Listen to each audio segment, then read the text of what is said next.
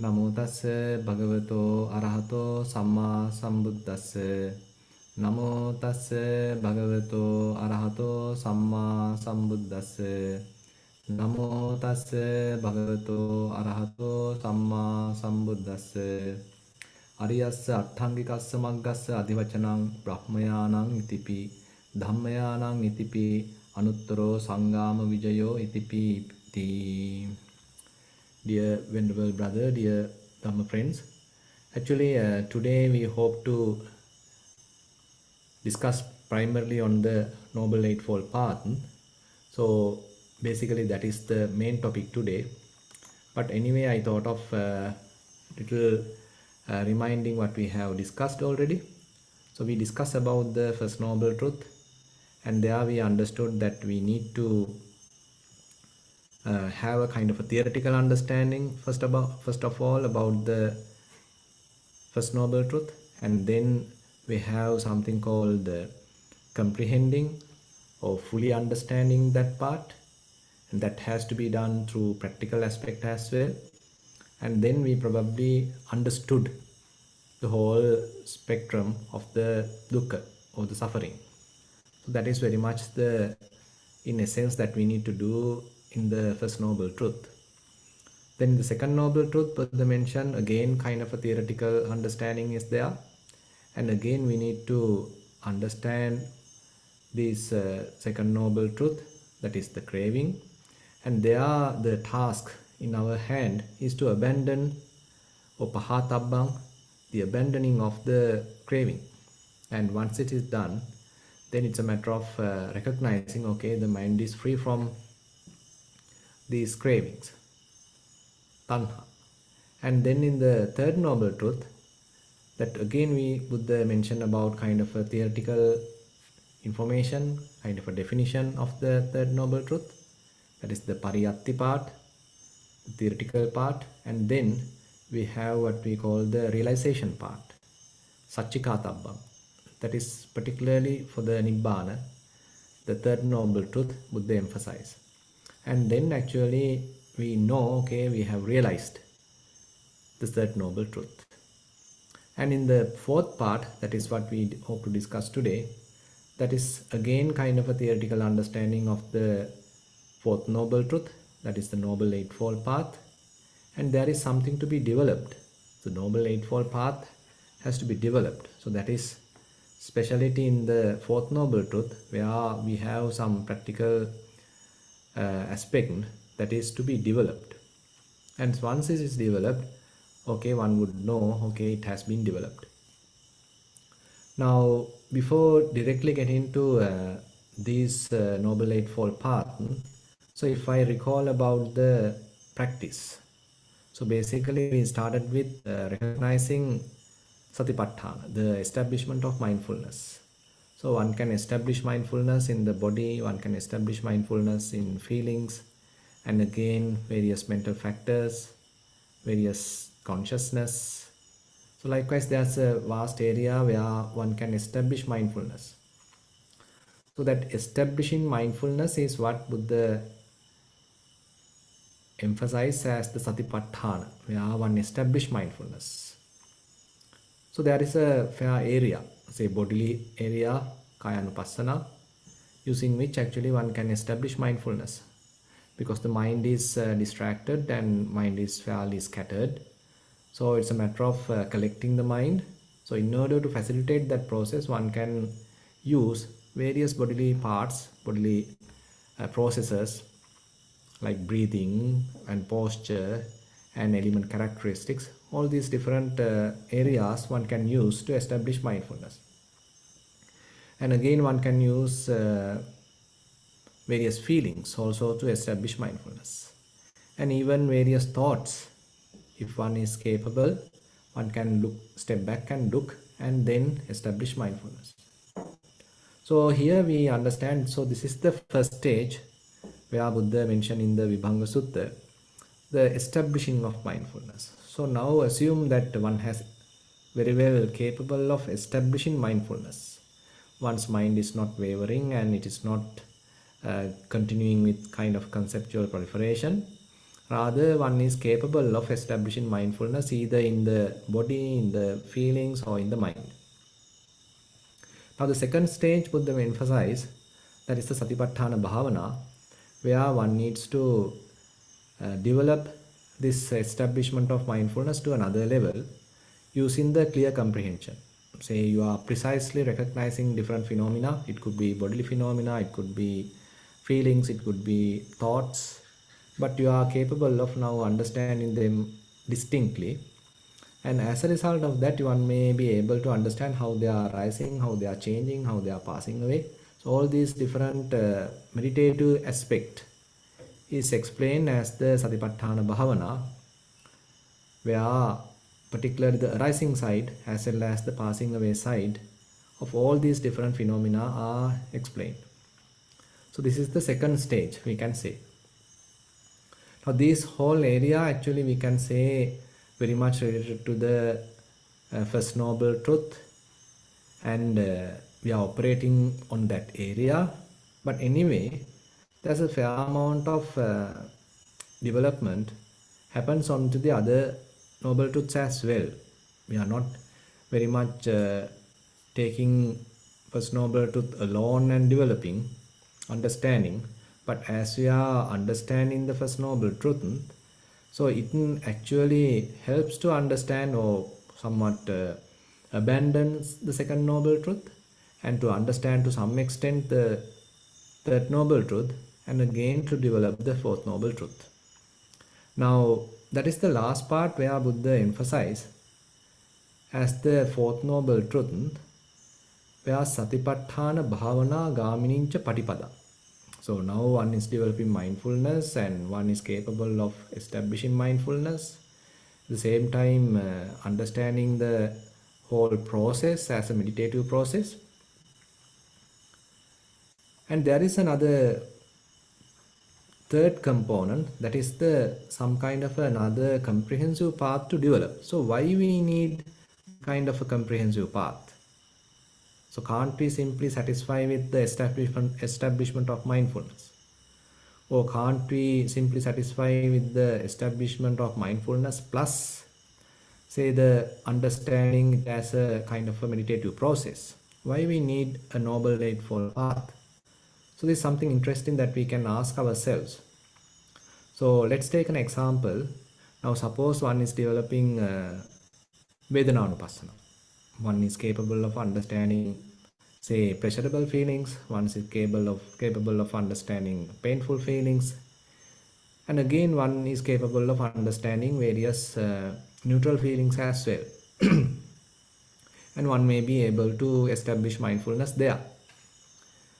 So that means establishment has now successful. Now it is mind is not wandering, not ruminating, and fairly mind has well established on feelings. Now different feelings are happening, and suppose rather than being overwhelmed by the pleasurable feelings or being sort of frustrated by the painful feelings and ignored by the being ignorant onto the neutral feelings, one is capable of properly looking at them. Now objectively one is capable of looking at them. Now what has happened? So previously actually without being a meditator, without knowing much about the practice, so we actually enjoyed various pleasurable feelings. As a result of that, various other say mental patterns we can say, or wrong mental attitudes, habits, unknowingly we have grown. And similarly, while going through various painful feelings, we were crying, lamenting, worrying. So as a result of that, certain other wrong patterns also have grown.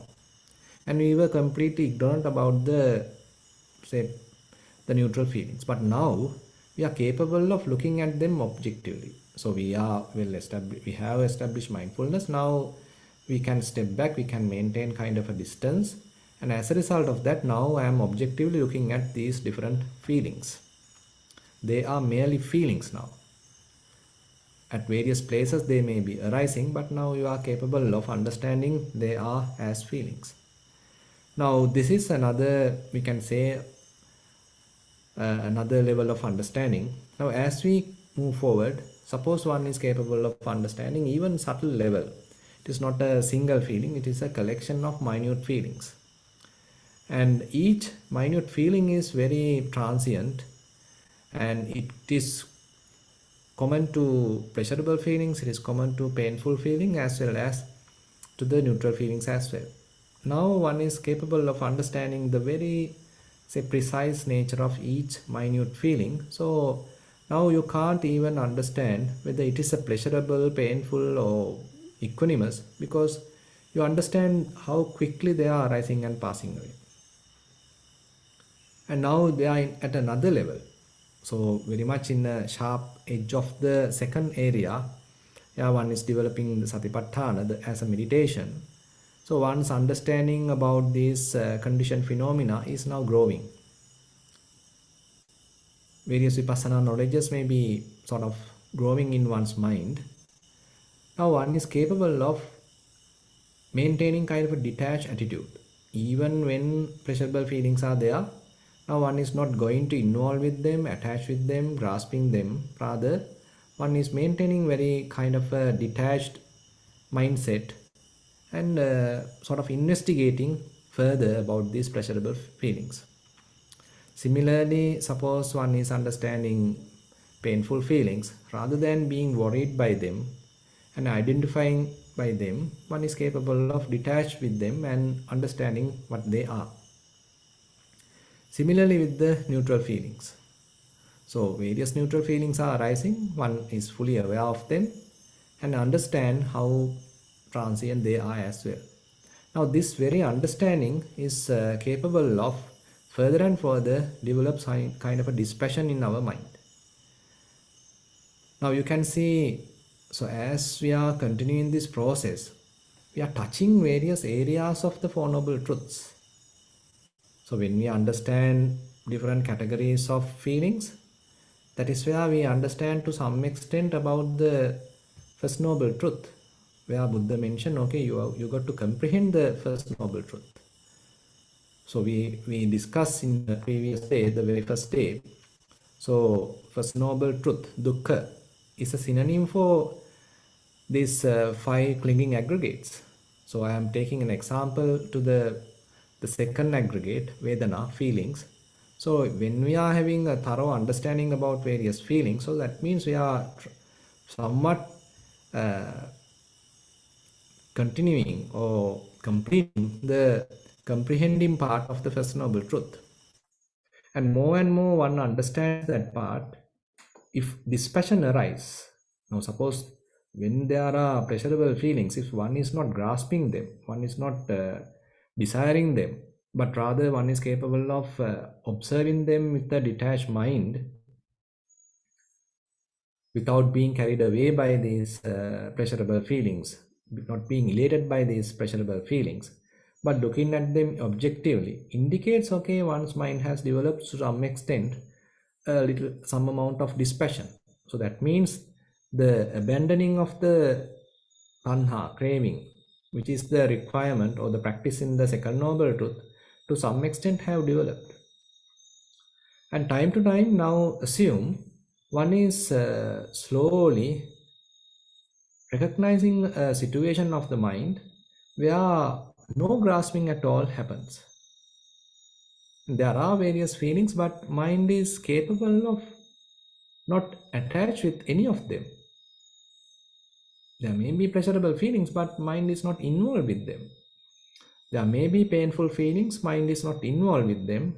There may be, say, neutral feelings, mind is not involved with them. So mind is finding or recognizing its own kind of a seclusion.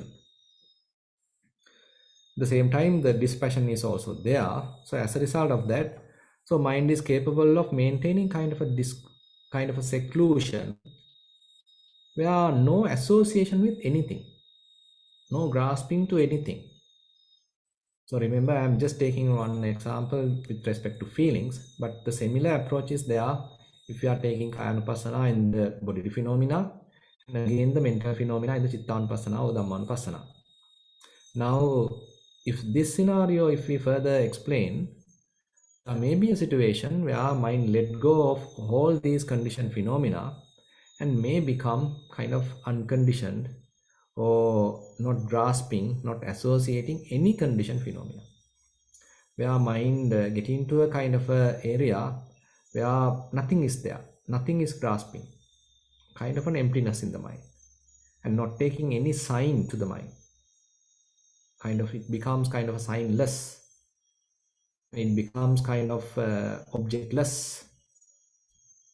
Now, if one is clever and heard the Buddha's teaching, okay, one is capable of understanding this situation, and again as a result of the practice, one reaches this stage. Now it makes a kind of a significant change in one's mind, in the sense that so far we were sort of analyzing or investigating various conditioned phenomena, but now nothing is there to look at. There is complete emptiness, complete signless state in the mind. And one, if clever, as I mentioned, if one is understood, if one has heard the Buddha's teaching, suppose one is now slowly establishing this area, non-grasping, non-associating, frictionless, tension-free, stress-free, fairly spacious kind of a experience. Suppose now one got the kind of an instruction, okay, you got to sort of consolidate this state. So now one is developing. Now problem arise, even though this is kind of a pure state of mind, we can say a defilement free state of mind or undefiled mind, but unfortunately we can't maintain it. Again and again, probably as a result of the practice, one may reach this state, but we can't maintain, because again mind go and grasp. Again mind go and do some kind of a conceptual proliferation. Again mind go and entangle with something. Again mind go and remember something happened in the past. Again there may be certain hiccups in the sila, and there may be worries, kind of regrets. And there may be still kind of anticipation. So likewise, one may understand, okay, I can't, even though momentarily, even though for a shorter while, I am capable of keeping the mind free, unattached, but I am not yet complete in this whole practice. I am yet to be further develop this path. Now I need a full comprehensive path to fully consolidate this kind of a purity in the mind. So this is where we can understand the need of the Noble Eightfold Path.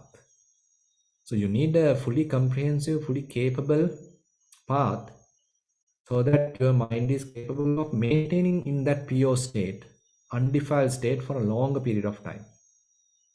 Now that is where Buddha emphasized Ariyassa Atthangikassa Maggassa Adivachanam Brahmayanang itipi Dhammayanang itipi Anuttaro Sangama Vijayo itipi. Now Buddha give various similes, metaphors to the Noble Eightfold Path, so powerful. It is very much like a vehicle, where kind of a divine vehicle. It is a kind of an unsurpassed warrior vehicle one can use to overcome various defilements. Now here in this fourth noble truth, Noble Eightfold Path, as I mentioned, there are again three components. The first component is very much the theoretical part, where it consists of 8 components. And then there is something that practically we need to implement, so that is the development path. And once it is developed, okay, one would understand, okay, to some extent I have developed, another level I have developed, or I have fully developed. So again we know that the Noble Eightfold Path is broadly divided into 3 groups or 3 parts, where Sila Sikha, the restrainment in the morality or the moral training, and then the Samadhi Sikha, the concentration training, and again the Panya Sikha, the wisdom training. Now if we look at the Sila Sikha, so it consists of 3 components: Samma Vacha, Samma Kammanta, Samma Ajiva, the correct or right speech, and then right work or right action, and the right livelihood. Now these three components, each one has two aspects. Actually, the mundane aspect as well as the supramundane aspect. So for example, in the Samma Vacha, it has kind of a mundane aspect. It also has some kind of a supramundane aspect as well. Similarly, Samma Kammanta, the right action, also has mundane aspects, also has supramundane aspect. Samma Ajiva also has mundane aspect, it also has supramundane aspect. Let me explain, just taking one example. In the Samma Vacha, so one understands, okay, what is Michcha Vacha, what is wrong speech, that we all are familiar with this area. So if one is lying, if one is using some divisive speech, if one is slandering, if one is using useless chatter, so that is the area we understand as the Michcha Vacha, the wrong speech. But on the other hand, if one is trying to restrain one's speech, one is not lying, one is fully truthful. So one is not using any divisive speech, instead one is trying to unite people. So one is not involved with any kind of slandering or harsh speech. One's mind is one's speech is quite soft, so that another person is quite pleasing to hear. And again, one's words are very worth to listen, and there is kind of a deep message in them. So it is not kind of idle chattering. So likewise, so you can understand there is a correct path or the right speech as well. Now, so if one is capable of developing this right speech, so Buddha mentioned more and more, if one is developing, so it is actually capable of slowly abandoning even lust, capable of slowly abandoning greed, hatred, delusion. Samma vacha ananda bhavita bahuli kata raga vinaya paryosana hoti, dosa vinaya paryosana hoti, moha vinaya paryosana hoti. So the fulfillment of the right speech has a kind of a capacity to slowly abandon the lust, slowly abandon hatred, slowly abandon the delusion. So that's kind of a path is also mentioned, particularly when one is now capable of maintaining one's speech in the right side. So there are also sometimes Buddha mention what are the proper speech, what are the subjects that we need to start, or what we need to speak. So Buddha particularly emphasize, okay, you don't involve idle chattering, don't take these different 32 types of useless topics, but you better talk about the path, you better talk about the virtues, you better talk about the concentration, you better talk about the wisdom, you better talk about the starting of the practice. So likewise, Buddha also defines more beneficial types of talks, or we can say the various kinds of topics. So likewise, one is now careful how one is using one's speech. As a result of that, now it's a matter of slowly abandoning hatred, slowly abandoning greed, slowly abandoning delusion. So one's speech is now fairly attuned towards the clarity of the mind. So one's mind is capable of maintaining, as I mentioned, kind of a non-grasping state. And now while being there, one is capable of maintaining proper speech. So that is where Buddha mentioned Samma Vacha, where the second type, Ariya Anasava Lokuttara Magganga. So one is very careful about one's speech now. So what are the words one is using? What are the meanings one is trying to talk? So very, very kind of scrupulous about one's speech, where Buddha emphasized that, telling, Yako bhikkhave ariya chittassa anasava chittassa arati virati pativirati veramani. So very sort of emphasizing is there. So when one is trying to develop the right speech in the supramundane level, so Buddha mentioned, so that person, so that noble person is very careful how he is talking. Arati, virati, pativirati, veramani. So kind of a weight is given to each these different terms. It's not only abstainment, but again how one is developing the positive aspect. So not only avoiding false speech, but using the true speech and maintaining that all again to a very high level. And again, abstaining from all different possibilities of the other parts, other wrong speech. So likewise, kind of a refinement is emphasized when one is coming to the supramundane side. So this kind of approach is common to other two parts as well, that is Samma Kammanta, Samma Ajiva, the right conduct or right action as well as the right livelihood. So I'm not going to talk in detail about these two parts. So these are quite familiar, where Samma Kammanta is where the right actions, where you are abstaining from killing, stealing, sexual misconduct. And again the right livelihood, where you are abstaining from wrong livelihood. But as I mentioned, so there are also kind of a refinement is there when one is approaching the level of the supramundane side. Now this is very much in brief what we are trying to do in the Sila Sikha, where one is maintaining good Sila, maintaining good morality. So there are no regrets in the mind. So one benefit of maintaining good Sila is that there are no regrets, there is no remorse. Your mind may not accuse you, because as you know, when you are trying to meditate, so if your mind is accusing you, if there are various sort of regrets about yourself, what you have done or what the mistakes that you have done, so then it is quite difficult for you to continue a practice. And again Buddha mentioned dussilasya bhikkave sila vipannasya hatupanisaṁ hoti samma samadhi. So you can't get into the next section if you are not having proper sila.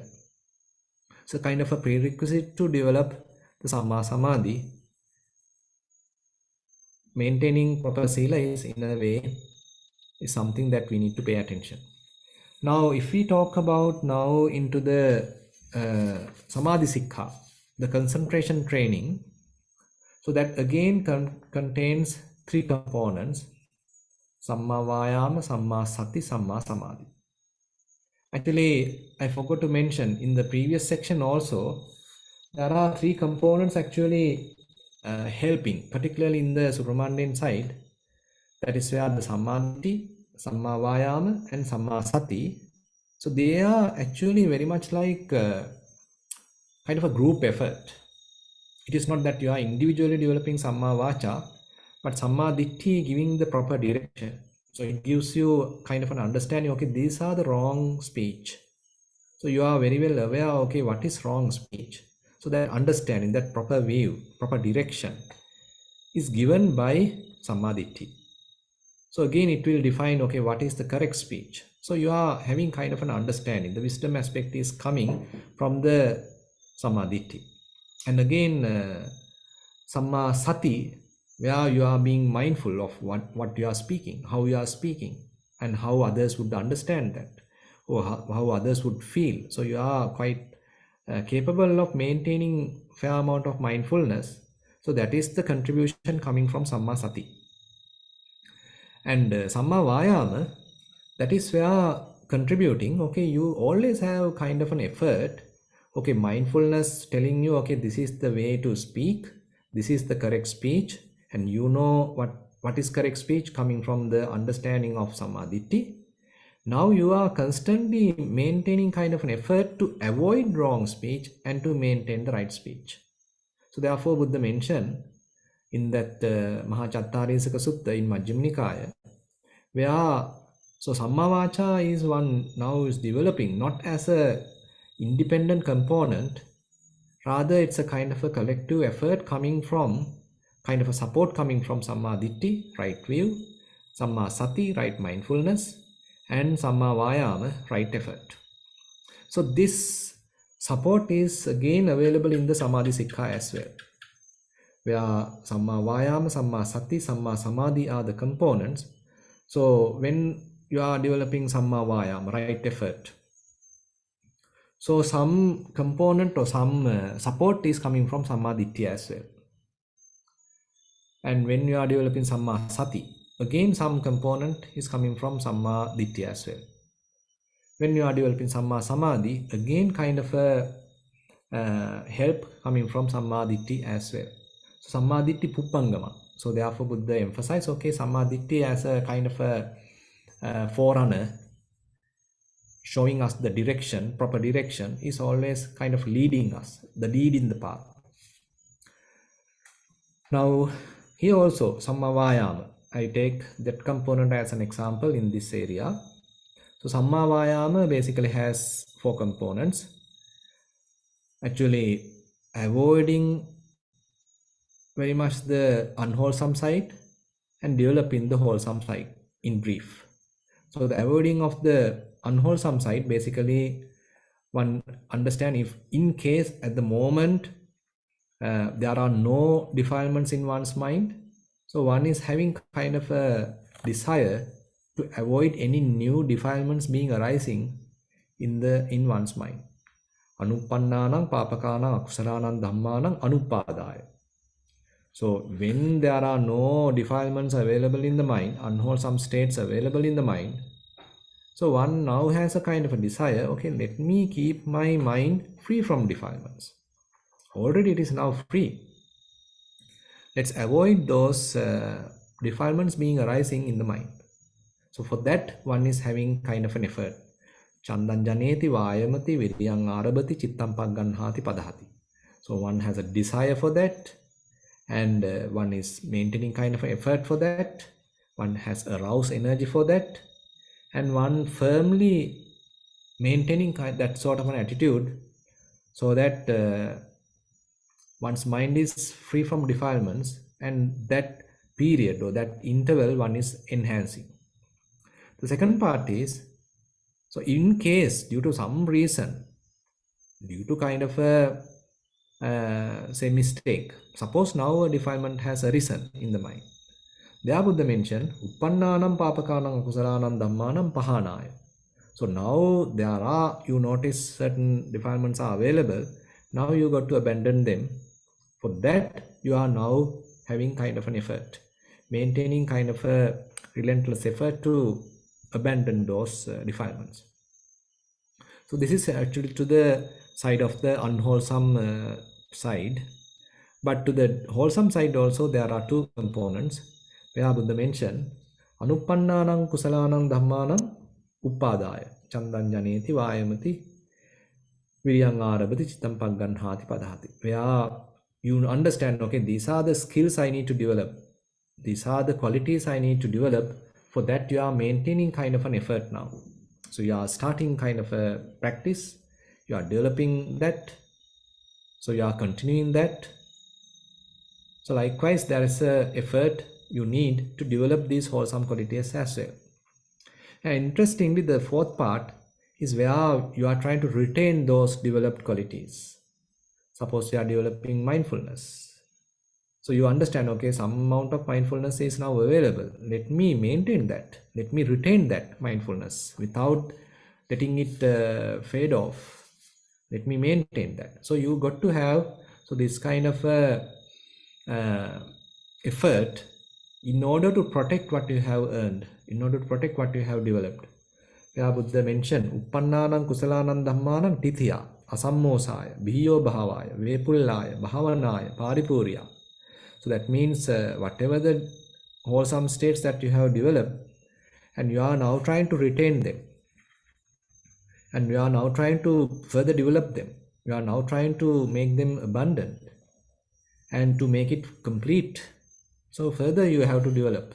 So that means another level of effort is there. So likewise Buddha mentioned 4 types of effort as the Samma Vayama. And Samma Sati, of course, is about the what we call this four foundations of mindfulness. And Samma Samadhi, that's another interesting area. So what is Samma Samadhi? So sometimes actually in suttas we understand, okay, Samma Samadhi is defined as the four jhanas. But on the other hand, there are certain other suttas where Buddha mentioned the Samma Samadhi as very much kind of collectedness of the mind, clarity of the mind, and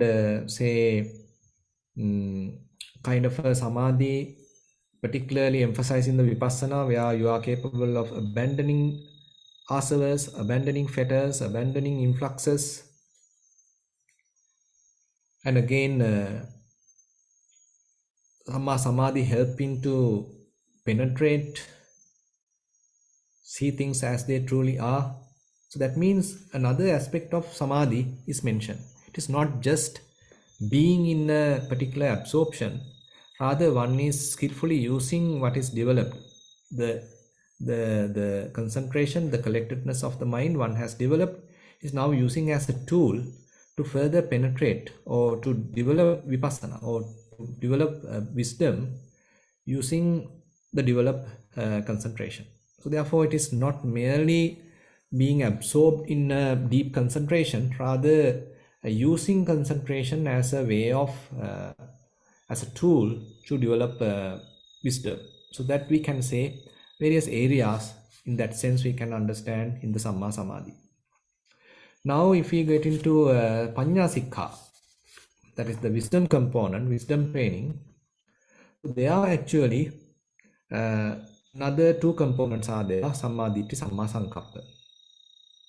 So Samma Ditti again has two sides.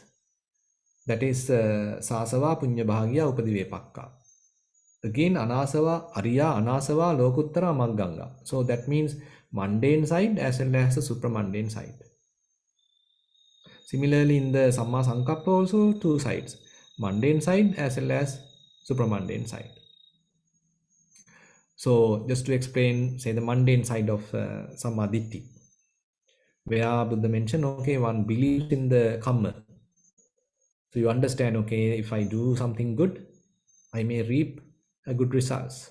If I do something bad, okay, I may receive bad results. So likewise, you are very much established in the karma or established in the wholesome side. You being a sappurisa, you being a good person, and you are well sort of developing yourself in more ethical platform. So that is where the mundane side of Sammaditthi. But still you being a person, so okay, I am a good person now. I was a bad person, I was neglectful about my say sila, but now I am a good person. Now I am trying to develop sila. Now I am trying to develop concentration. So likewise, you being a good person, you are doing good deeds, bodily, mental, verbal. So that is also necessary. So that is the first aspect Buddha mentioned in the Sammaditthi. Now, rather than keeping us there, so Buddha talks about the supramundane side of Sammaditthi as well. Ariya, Anasava, Lokuttara, Magganga. Where it is noble, it is free from fetters, and it is supramundane, and it becomes a path factor. So that is another very interesting area. I don't know, I have enough time. Hope let me continue for to some extent. So there Buddha mentioned how our mind is trapped in various kinds of views. So we look at the world in more dualistic manner.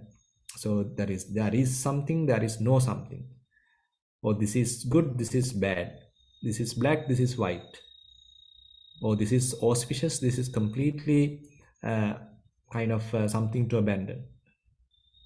So likewise, how our minds operate typically is very much like into kind of jumping from one extreme to the other extreme. Very much like a dualistic kind of thinking is what we are more very much conditioned into our minds. And again, more grasping, more holding, adhering, claiming, possessing. So these kinds of attributes are there in our mind. So there Buddha mentioned Okay, without getting to any extreme, okay, I am teaching what we call as the Paticcasamuppada. The condition, what we can call as the dependent origination or dependent co-arising, different terms we can use. So without getting to any extreme, if there is ignorance, okay, there are various formations. If there are formations, then there are kind of established consciousness. When such is available, okay, various name and form, then various say six kind of sense bases. So likewise Buddha teach the what we call as the teaching of Paticcasamuppada without getting to any of these conditions, these extremes. So when something is available, then there is a result. If it is not available, then there is no result. So likewise, abandoning these two extremes, dualistic thinking, here Buddha comes up with another definition, or we can say another teaching. If this exists, that going to exist. With the arising of this, that also arising. If this does not exist, that can't exist. With the cessation of this, that starts ceasing. So likewise, Buddha talks into this Sammaditthi in a more into the Supramandayam side. So where one is now abandoning the self-view, abandoning making a self, abandoning the individuality. So one understand, okay, when ignorance is there, mind creates a self. Mind prepares a self. Mind does kind of an identification. But if there is no ignorance, so there is no such identification. Mind is capable of maintaining kind of a seclusion or kind of a freedom, no grasping. So such kind of an understanding. So there Buddha mentioned to particularly to Kachanagata in Kachanagata Sutta, where complete abandoning, complete releasing, non-grasping, if such is possible, okay, this is the kind of Sammaditthi I am teaching. So where non-grasping is emphasized, letting go is emphasized, relinquishment is emphasized, and maintaining kind of a freed mind is emphasized. So into the Supramandin aspect of Sammaditthi, therefore fair depth, where Buddha doesn't allow us to grasp anything. And in the Samma Sankappa side, so the proper thinking, right thinking, not involved with the kind of sensual desires, sensual thoughts, not involved with any kind of say ill will. So likewise, what are the thoughts that one need to develop, what to think. So that is also somewhat some explanation is given. So likewise, so this Sammaditthi and Samma Sankappa comprises the Panya or the wisdom aspect of the Noble Eightfold Path, and that actually gives some account of these three trainings: Sila Sikha, Samadhi Sikha, and Panya Sikha. And probably we can further discuss during our discussion. If you have certain doubts, actually I have tried to summarize this whole thing because each component requires some explanation, but I tried to summarize the Noble Eightfold Path.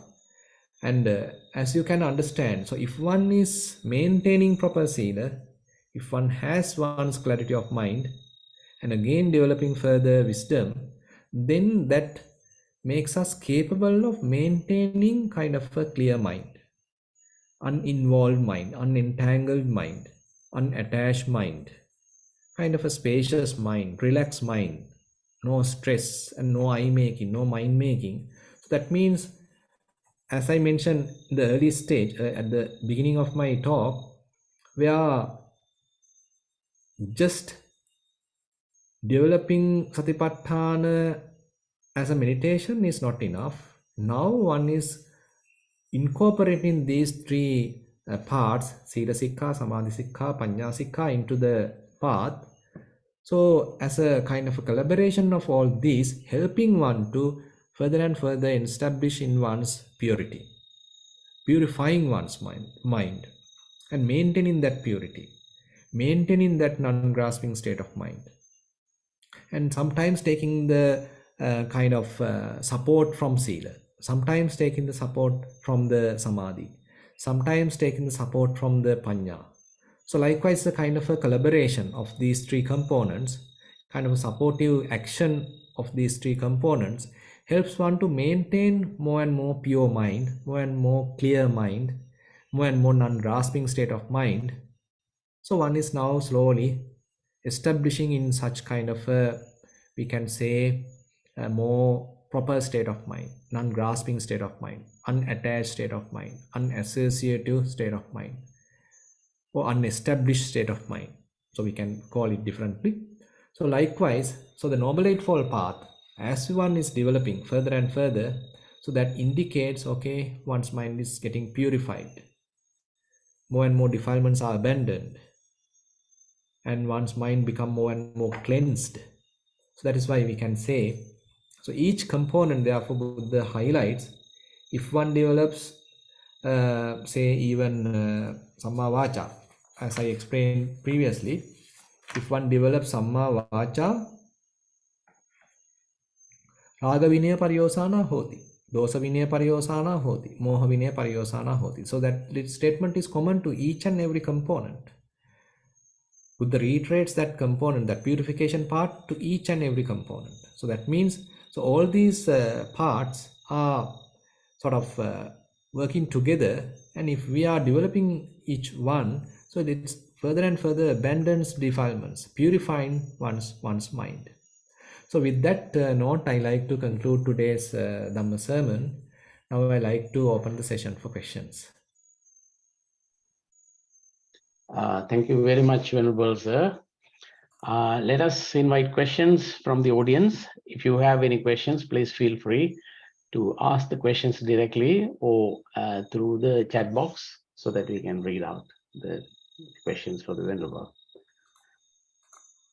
Until you are ready for questions, maybe I can raise a question for the Venerable. I mean, it's not a question directly related to what Bhante has already explained. I think it's very clear that Bhante has made it as simple as possible so that we all can grasp what the Bhante has explained. Just to raise these questions for, I think, because so many are interested in knowing when they practice meditation, satipatthana, etc., they are interested in knowing what is ajjattang and what is bahiddhava very much. Because ajjattang va kaya kaya anupassi viharati, bahiddhava kaya kaya anupassi viharati, we find very clearly mentioned in the Satipatthana Sutta. But explanations are not given in that context alone, what the ajjatta and what the bahiddha are. So if Venerable can elaborate to a certain degree on this for the benefit of the listeners, I think it will be quite useful. Thank you very much. Yeah, thank you, Doctor, for that question. So basically, suppose now we are practicing Anapanasati. Say, take an example. Now you are looking at in breath and you are looking at out breath. So at that level, so what is your primary focus become what is ajjatta, what is more, what you can say as the primary object, and everything else we can call as bahiddha, as the external. So this is, so what is under your focus becomes internal, and away from your focus, outside your focus, become external. So this is one explanation actually. But another explanation is more valid. So that is where, as you develop mindfulness practice, so as you develop satipatthana, first of all, we are taking oneself as one's own laboratory, we can say. say you are using yourself, your body, your feelings, your thoughts. So this is very much like your area of investigation. So more you investigate this your own, I am just using the terms your own, but as you know, I mean in the Dhamma it's not yours, not ours, but anyway, just for our easy communication, if I am talking, so if when we are sort of investigating our own body phenomena, feelings, thoughts, so we develop some amount of understanding. So that understanding is not kind of unique to us. So that understanding is kind of a universal understanding where you can apply that to the others as well. So when you are developing any kind of satipatthana, so you are understanding what you are gaining through this practice is therefore you can inferentially apply to external person as well. Suppose you are practicing anapanasati and you gain some kind of an understanding. So that understanding, even though you derive from your own type of body, breathing, but that understanding you can apply to another person's breathing as well. So he also may go through the same kind of a situation. So that part, external side, also has the same kind of a situation. So therefore, so this ajjata bahinda we can define in two ways. One is where under your scrutiny, under your focus, that we can consider as internal, and everything else we can consider as external. But on the other hand, develop insights using your own kind of components, we can say as the internal. But again, when we are applying it to the outside world, another person, so that we can consider as external, because the knowledge that we gain is not unique to us, but it's a kind of applicable to others as well. So these both the explanations are there. I think both are valid. Thank you very much, Venerable. There are some questions from the audience now coming. May I read the questions Sure. from Yes, the please. chat Please. box? Why was it necessary for the Lord Buddha to recite Bojjhanga Sutta to Arahants? This is a question from one. Yeah. So interesting. Yeah, very interesting question. So I think even though one is an arahant, so the body is still kind of a conditioned phenomena. So body is going through various illnesses, diseases, and all kind of shortcomings are inherent to the body. And the body conditions to some extent the mind as well. So when assume that you can't eat for several days, then your mind also kind of lethargic, and it can't function well. So there's a significant impact coming from the bodily energy towards the operation of the mind.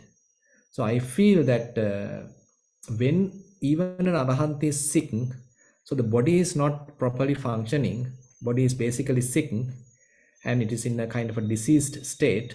So as a result of that, the mind is also not operating to the full capacity where we expect to the level of an arahant.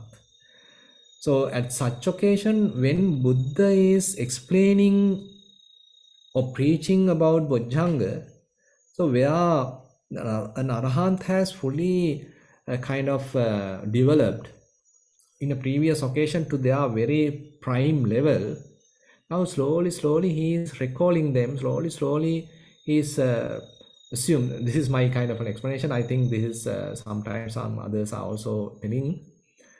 So as one is recalling, as one is further establishing one's mind into these bojjhangas, so that means one's mind is further and further brightening, further and further kind of releasing, further and further coming to what we particularly call as the passaddhi, we are tranquilizing.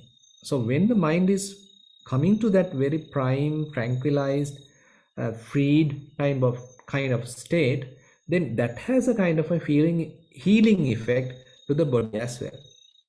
So previously, body is incapable, body is sort of ill, body is sick. As a result of the mind also has an impact due to that sick body. But now after hearing the bojjhangas, now mentally one is uplifting one's skills and developing the tranquility, developing the freedom, developing the unconditioned state of mind. So that may have a kind of a positive impact towards the body, maybe a kind of a healing effect may be there. So this is something I think what is happening. So why Buddha may have preached Bojjhangas even to himself, even to others. So it has a kind of a healing effect. Thank you, Bante. And there is another question.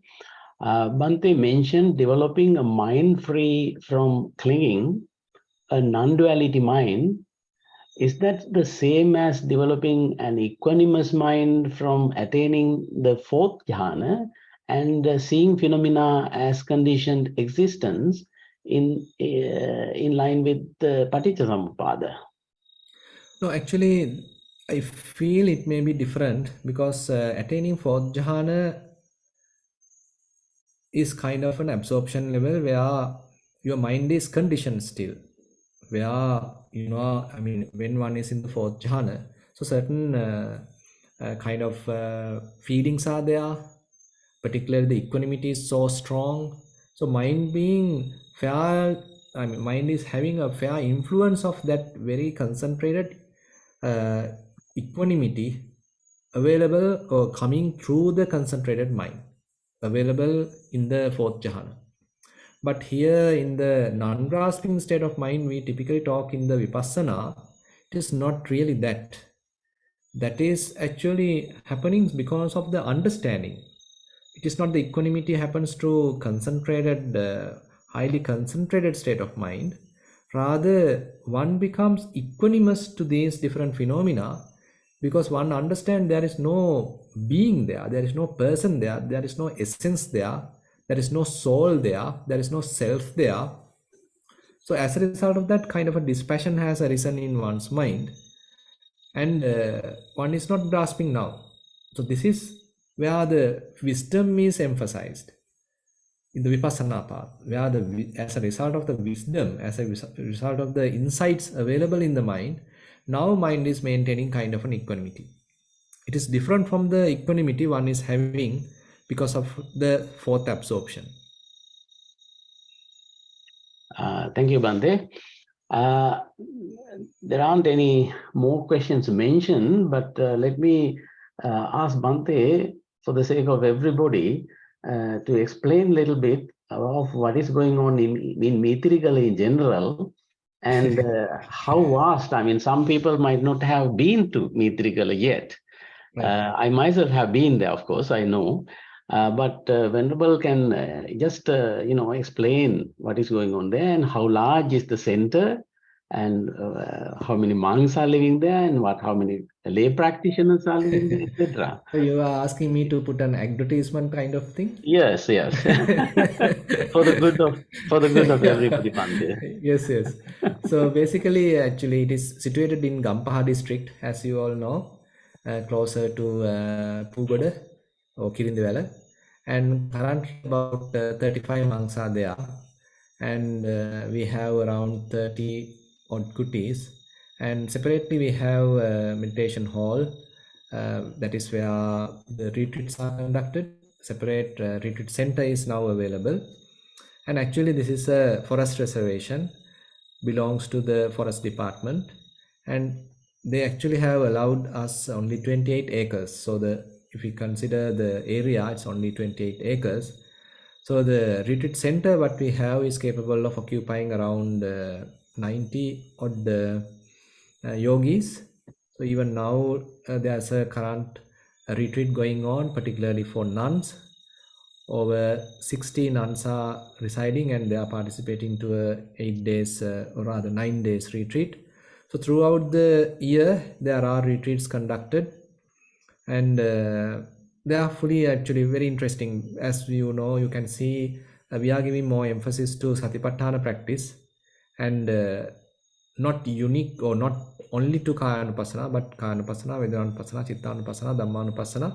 So the all four Satipatthanas are very much emphasized, developed, and that is very much so. There are good demand to participating into retreats, and Bhante Dhammajiva, who is the abbot who is currently in Australia conducting some overseas retreats.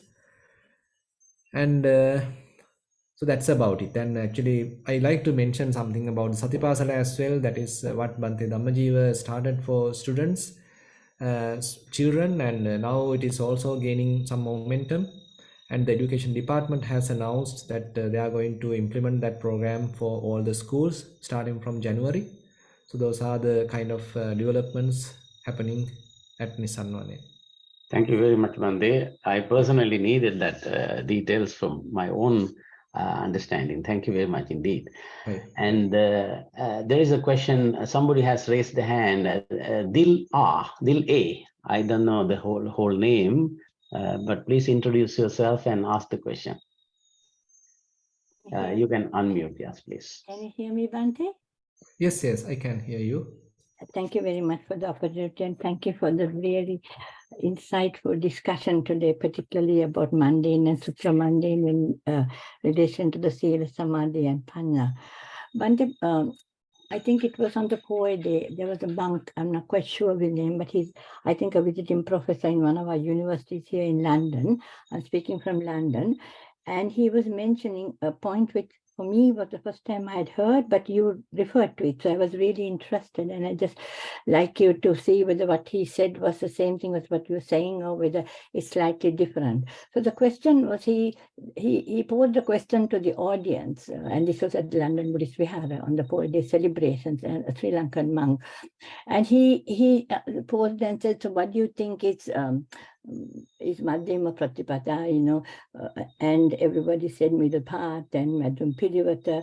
And so he wanted us to say, that to avoid the two extremes, what you mentioned. But at the end, we were all saying this kind of, not I, but the people who were live face to face. I was on Zoom.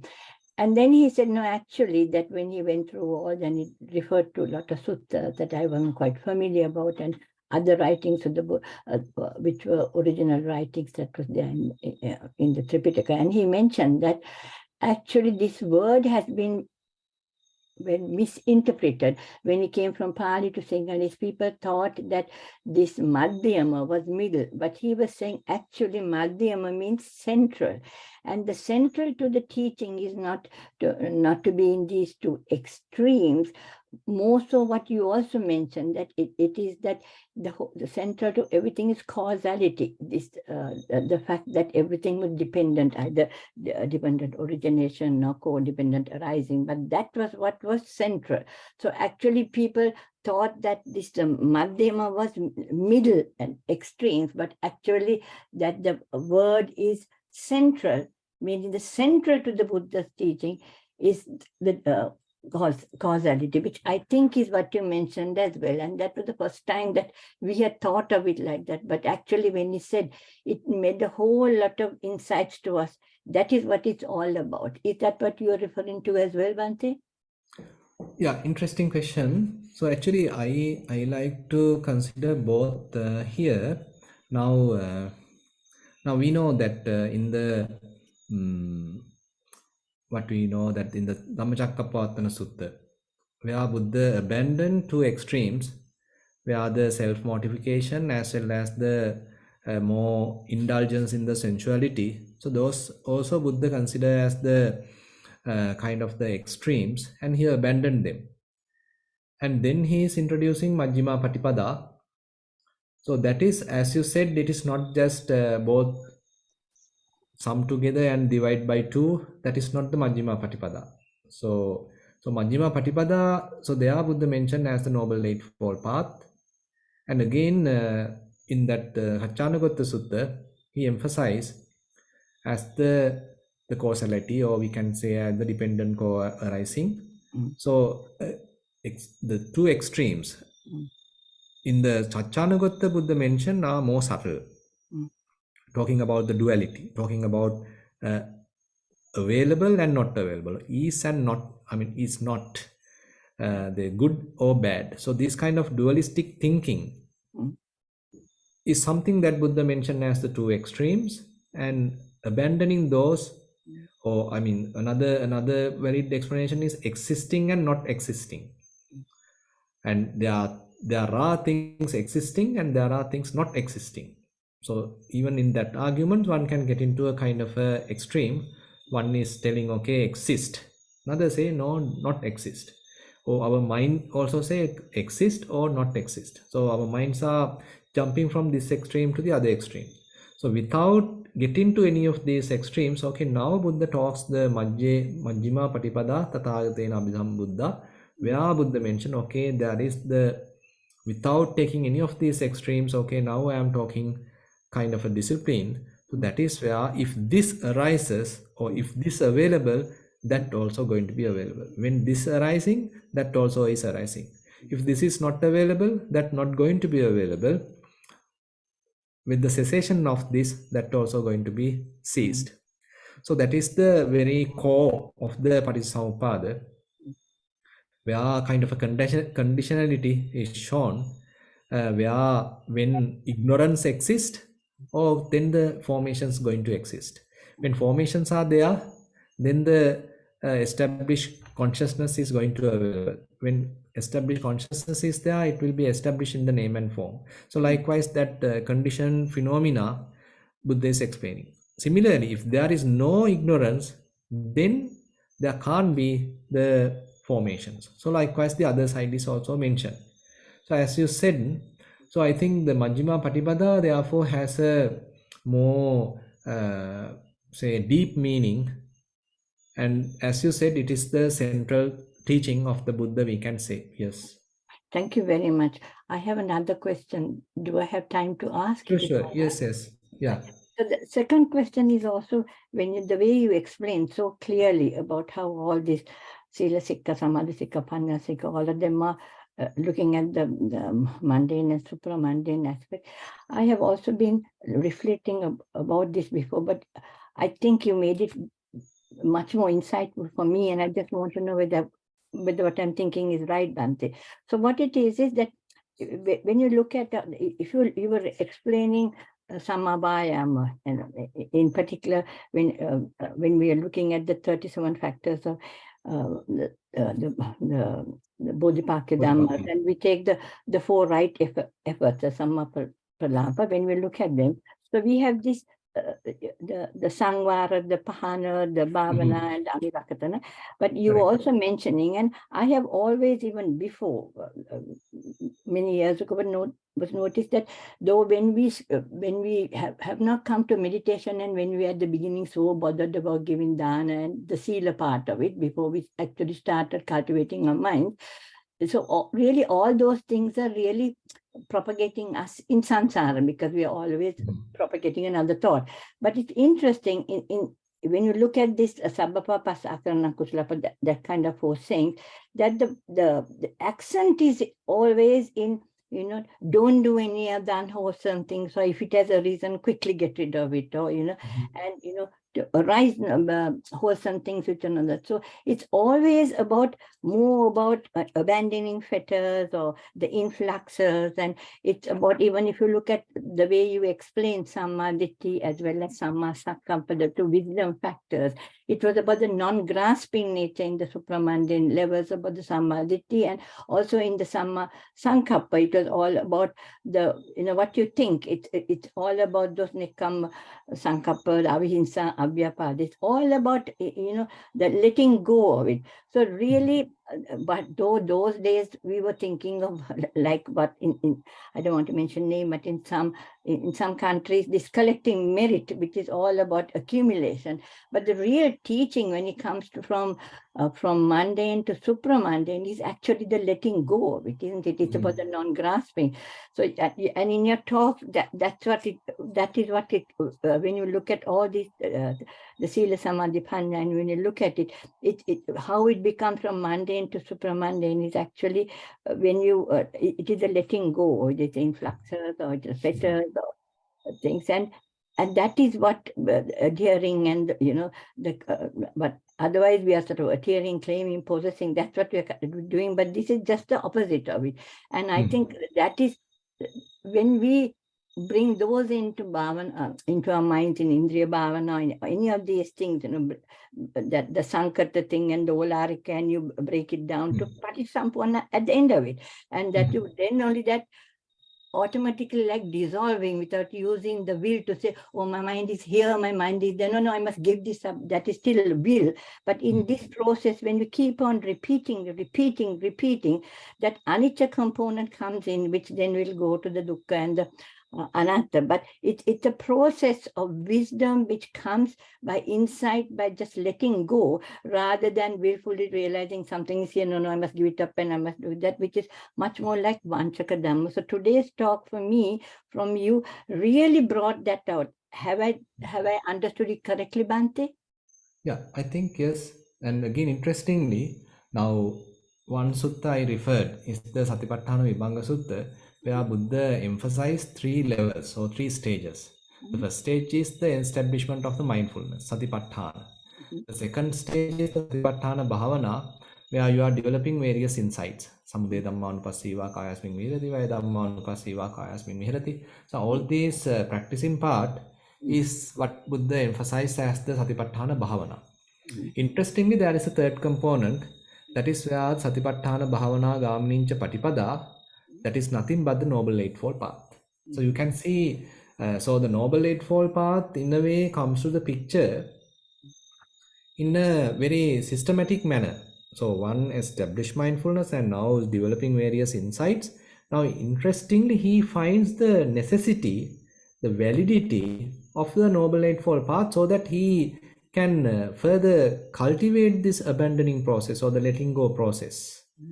Because he has experienced to some extent, say, the non-grasping state of mind, but he can't maintain. Still, there are some lapses. There are still some components to be developed, even though momentarily, only for a short period, the non-grasping state of mind is available, but he can't maintain that. So there the need of the Noble Eightfold Path arises, and now he kind of has a valid reason. Yes, I need to further develop. I have to maintain the ethics. I need to maintain the morality. I need to maintain the collectedness of the mind, the clarity of the mind. Otherwise, I can't see the defilements. Yes, I further need to develop the wisdom.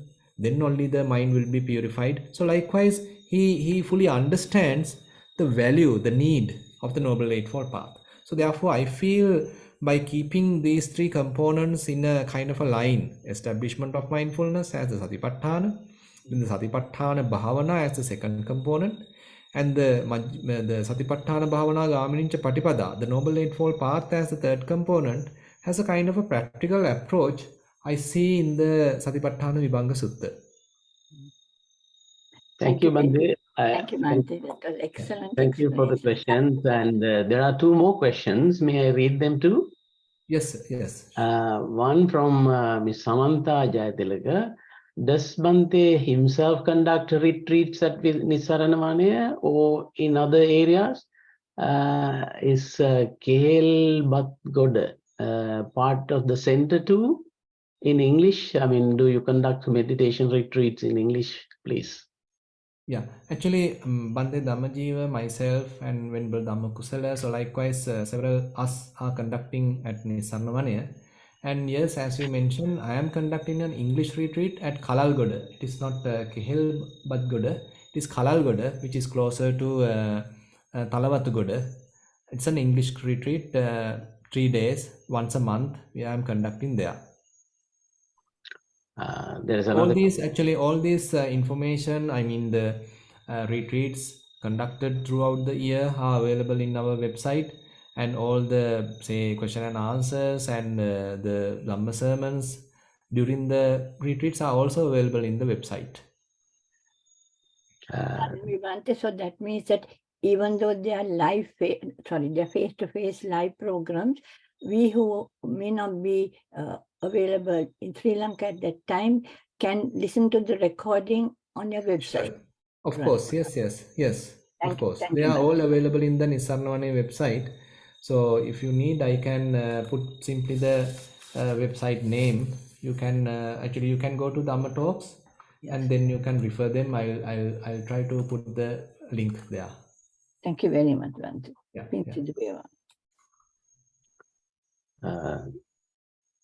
There's still another question. Is it all right, Bhante, to read it? Yes, fine, yes. Respected Bhante, with permission, simply put karma in. Karma is generated through intention. An arahant still does things with an intention. Otherwise, there would be zero activity. In both cases, we use the same word, intention. Of course, there is a difference.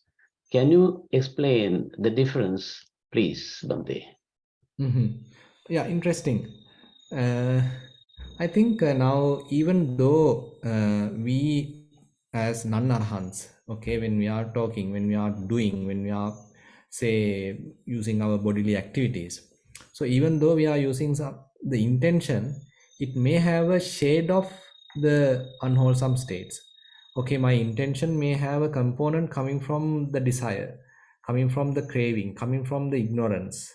So the intention is somewhat colored or conditioned by various unwholesome states, various, say, unwholesome roots, lust, hatred, and delusion. So likewise, even though the intention is available in the, say, in the mundane person, it is fairly colored, conditioned by the defilements. But on the other hand, if we consider Arahant, so his intention may not be colored by these defilements, or his action is fairly undefiled and based on the purity of the mind. So therefore, there may be still intention, I feel, so it is not colored or conditioned or defiled to various these unwholesome states. And again, uh, so he may still use the typical names, typical conventions, typical languages.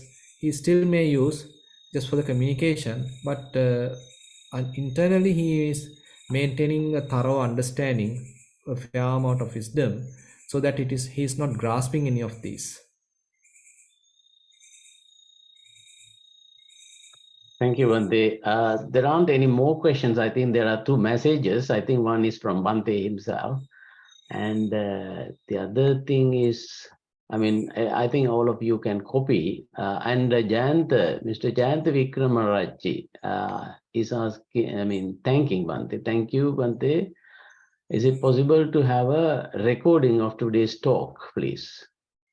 Yeah, I think Bhante has, he has explained that it is going to be available in the website and the International Buddhist Foundation website, as well as I will post this into the Nisarnavane website as well. Thank you. Thank you very much. Thank you. I saw the message. Thank you. Right. Any other questions? I think we have time for just another question or two.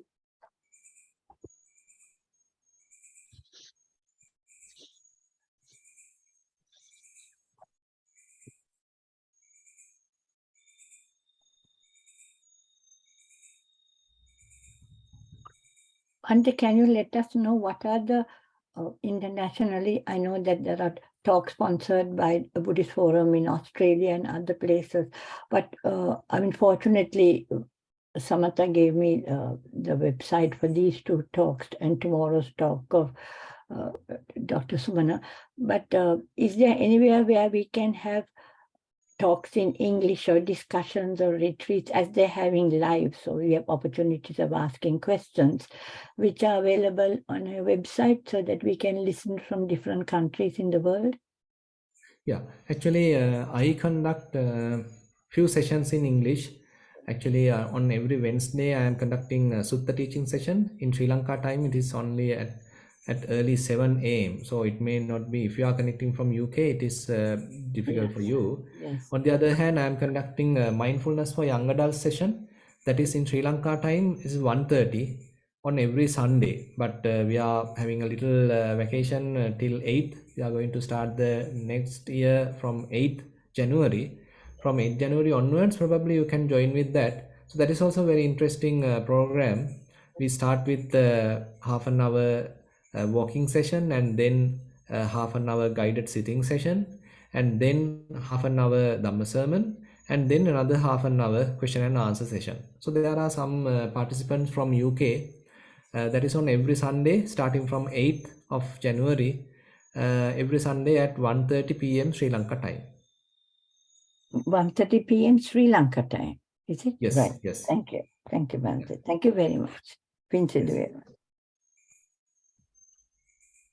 Bhante, can I ask a question, please? Yes, yes.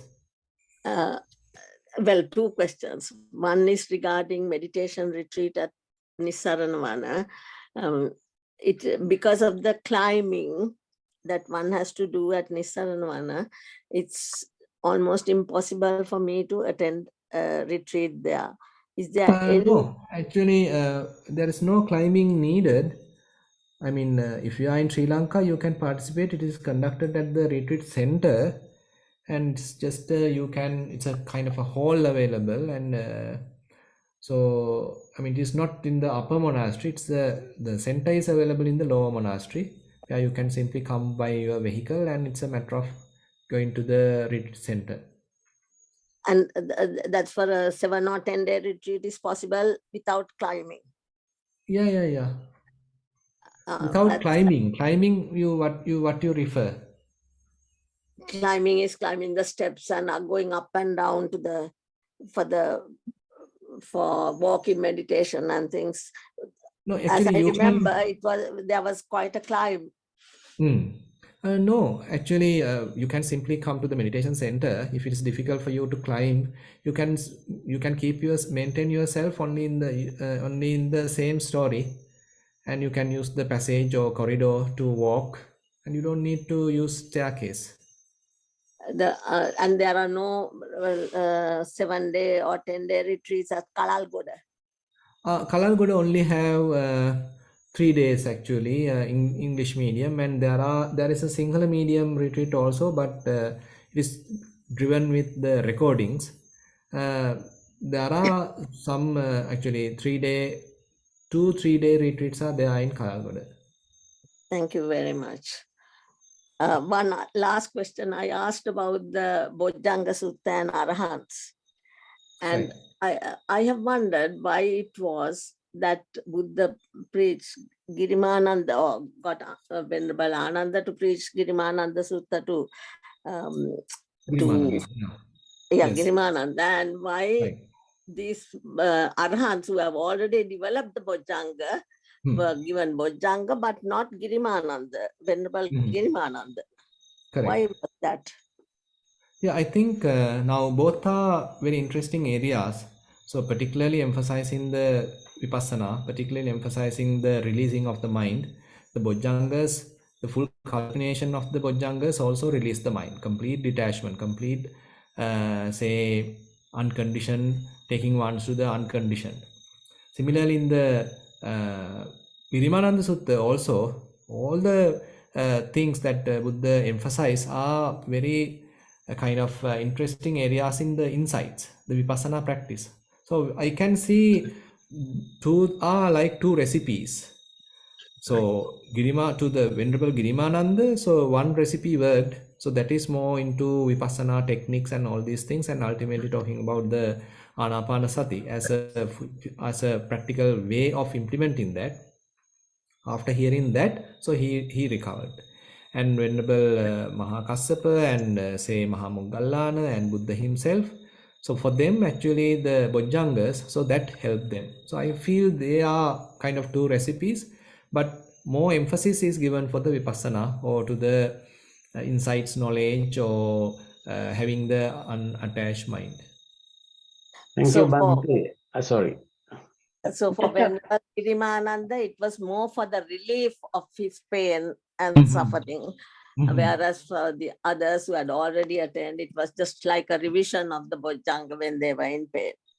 Yeah, that is also true. But again, there are some sort of arguments that Venerable Girimananda himself is an Arahant when he was hearing these Girimananda Sutta. So we can't particularly say that he is not an Arahant when he was hearing the Girimananda Sutta. Okay. Thank you, Bhante. Thank you. I think we have time only to one little question now. Can I just ask a very quick thing following from what Ilanga asked? Now, I know these were told to Arhat Bangsit because their body was weakened and therefore in illness the mind was weakened, but they had already attained, Arhantship. So therefore, it was strengthening their mind by going through all of that, the kind of, the passaddhi, that kind of calming thing. Now, I don't know, but when I go to Sri Lanka, I bring these tapes of the Bojjhangas and Girimanandas, and because I have heard whenever there's sickness, I play these. Now, we have not attained those, but we know the 10 contemplations, we know the Bojjhanga. Is there any benefit by listening to this those? Because just theoretically we know, but we haven't experientially gone through these states of mind. Is there any benefit in that, or are we just doing that because somebody has said something? Yeah, there may be a benefit, of course, because it is a Dhamma we are hearing and some powerful Dhamma we are hearing. There may be a kind of a benefit. But as you know, I mean, since we ourselves are not Arahants, so probably we may not get the benefit to the full level, to the full comprehensive level, because not developed to the utmost level. So in that case, listening to even Dhammachakkappada any sutta, yes, any Sutta, paritta, any protective chanting, any Buddha's teaching has kind of a effect. okay, Yeah.